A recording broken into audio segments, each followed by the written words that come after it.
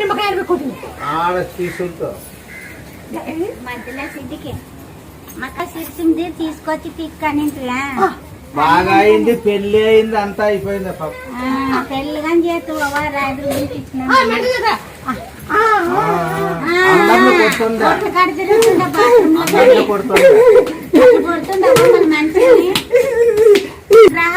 డాక్టర్లు కనుక్కోలేరు, నువ్వు కనుక్కున్నావు.